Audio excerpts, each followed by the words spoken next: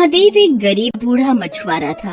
उसके परिवार में उसकी बूढ़ी पत्नी सती के अलावा और कोई नहीं था। आज 3 दिन से सती बुखार से तप रही थी। महादेव के पास इतना पैसा भी नहीं था कि वो उसका इलाज करवा सके। उस दिन वो सुबह जल्दी उठ गया। एक बार उसने सती के सिर पर हाथ रखा। उसे अभी भी बुखार था। उसने अपना मछली पकड़ने वाला जाल और बाल्टी उठाई और नदी पर मछली पकड़ने चल दिया। नदी के किनारे पहुंचकर उसने अपना जाल डाल दिया और मछली के फंसने का इंतजार करने लगा। वहाँ एक और मछुआरा छगन भी अपनी नाव पर बीच नदी में मछली मार रहा था। महादेव को देखकर छगन बोला, अरे बाबा, किनारे बैठने से बड़ी मछली नहीं मिलेगी। नदी के थोड़ा अंदर आओ तो हो सकता है कि कोई बड़ी मछली फंस जाए है? नहीं बेटा, ना तो मेरे पास नाव है और ना शरीर में ताकत जो मैं नदी में जाकर मछली पकड़ सकूं। अब सब कुछ भगवान के ऊपर है। उन्होंने चाहा तो मुझे बड़ी मछली जरूर मिलेगी। छगन ताने मारते हुआ बोला, तो फिर बैठे रहो घाट को पकड़ के। भगवान तुम्हारे लिए लाल परी मछली भेजेंगे।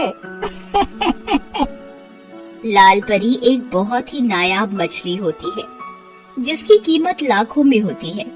ऐसी मछली किसी भाग्यवान को ही मिलती है। एक बार जिसे लाल परी मिल जाती है उसकी किस्मत ही चमक जाती है। खैर, महादेव ने छगन की बातों पर कोई ध्यान नहीं दिया और काफी देर इंतजार करने के बाद अपना जाल खींचा। उसका जाल भारी लग रहा था। लगता है कोई बड़ी मछली फंसी है। मगर जैसे ही उसने जाल बाहर खींचा उसका सारा जोश ठंडा पड़ गया। जाल में मछली तो क्या, एक घोंघा भी नहीं फंसा था।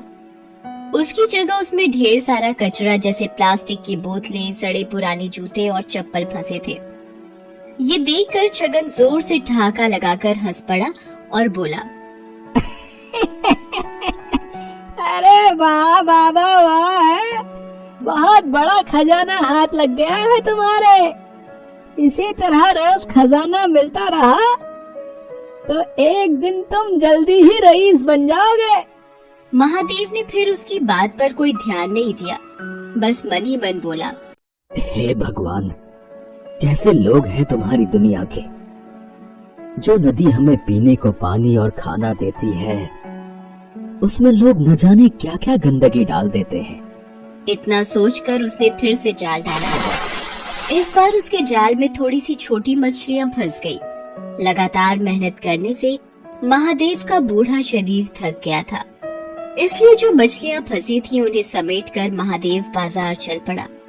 दिन भर महादेव ग्राहकों का इंतजार करता रहा, मगर छोटी मछलियां होने के कारण उससे मछली खरीदने कोई नहीं आया। बाकी के मछुआरे बड़ी बड़ी मछलियां पकड़ कर लाए थे। उनकी सारी मछलियां देखते ही देखते बिक गई। हे भगवान, शाम होने को आई है। अब तो बाजार भी उठने लगा है। एक भी ग्राहक नहीं आया। सोचा था थोड़ा सा पैसा आ जाएगा तो सत्ती के लिए खाना और दवाइयाँ लेता जाऊंगा। बेचारी बुखार से तड़प रही है। अभी महादेव ये सोच ही रहा था कि वहाँ एक आदमी आया और उससे बोला, बाबा, ये मछलियाँ कितने की है? बेटा, ये हैं तो 200 रुपए की, मगर मैं तुम्हें 150 में दे दूंगा। 150 तो महंगा है। मैं तो इनके केवल 100 रुपए दे सकता हूँ। वैसे भी बाजार बंद होने वाला है। अब कोई तुम्हारी मछलियाँ खरीदने से तो रहा। इससे पहले कि ये सब सड़ जाएं, इन्हें तुम मुझे 100 रुपए में दे दो। मरता क्या न करता। आखिर महादेव को 100 रुपयों में उसे सारी मछलियाँ देनी पड़ी। बाजार भी तब तक उठ चुका था। महादेव ने अपनी दुकान समेटी और वहाँ से घर चल दिया। अभी वो बाजार से निकल भी नहीं पाया था कि उसके कानों में एक आवाज आई, बाबा, इस कंगले की भी सुनते जाना। 3 दिन से कुछ नहीं खाया बाबा। दया करो बाबा, मुझ पर दया करो। महादेव ने मुड़कर देखा। एक अंधा अपाहिज सड़क के किनारे पड़ा कराह रहा था। उसकी दोनों आंखें खराब थी और दोनों पैर भी बेजान थे। जैसे दो सूखे डंठल हो। महादेव को उस पर दया आ गई। उसने अपनी फटी हुई चादर उस अपाहिज को उड़ा दी और पास की एक दुकान से थोड़ा सा खाने का सामान लाकर उस अपाहिज को देता हुआ बोला, अब लो, खा लो। तुमने मुझ अपाहिज पर इतनी दया दिखाई, तुम कौन हो बाबा? महादेव उसे अपने बारे में बताता है। तब अपाहिज अपनी झोली से कुछ दाने निकालकर उसे देते हुए कहता है, तुमने बिना किसी स्वार्थ के कंगले की मदद की है बाबा। भगवान तुम्हें इसका फल जरूर देगा। लो, ये दाने रख लो।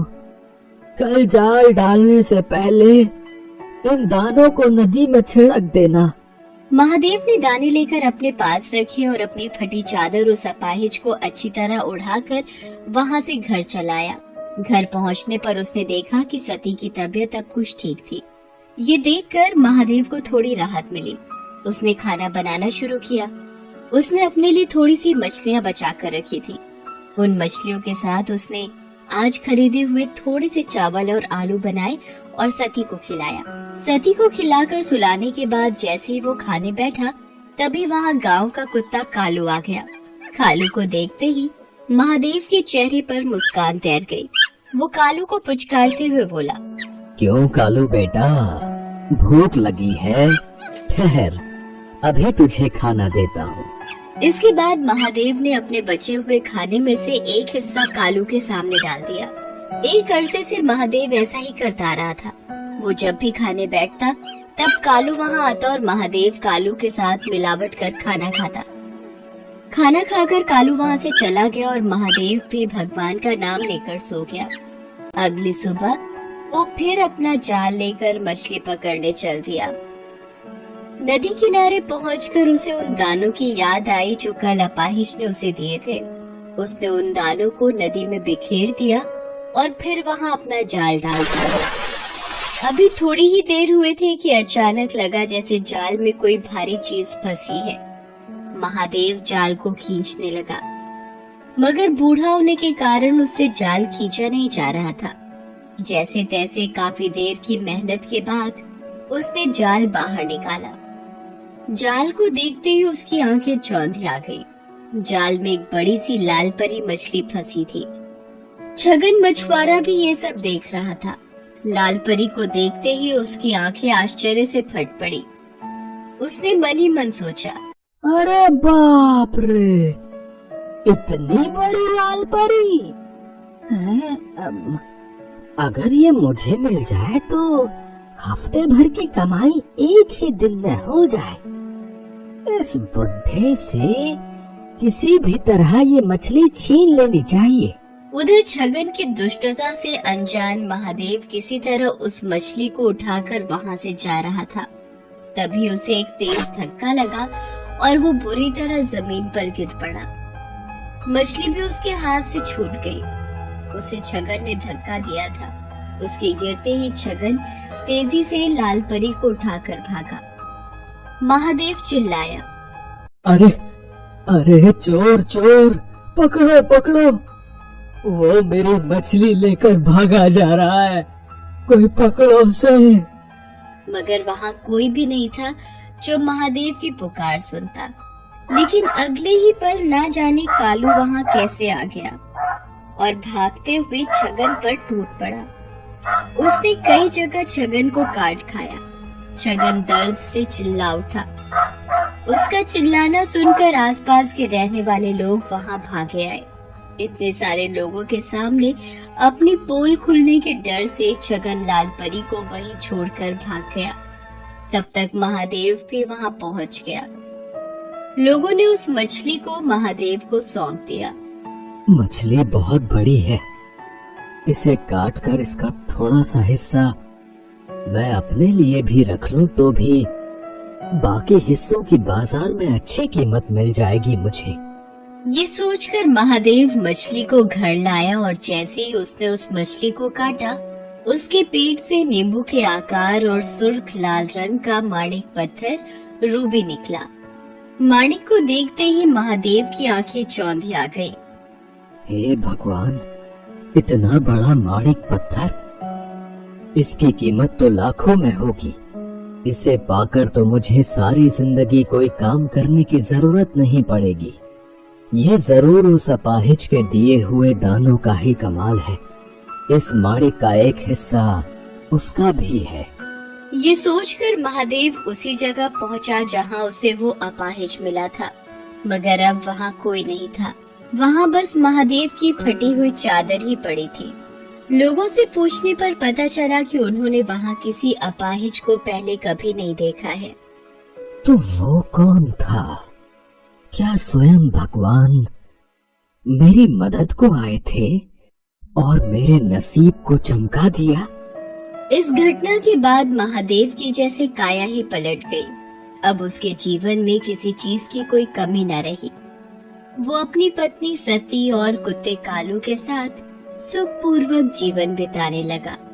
साथ ही साथ दिल खोलकर दीन दुखियों की मदद भी करने लगा। ना जाने किसी दिन दुखी के भेष में कौन मिल जाए।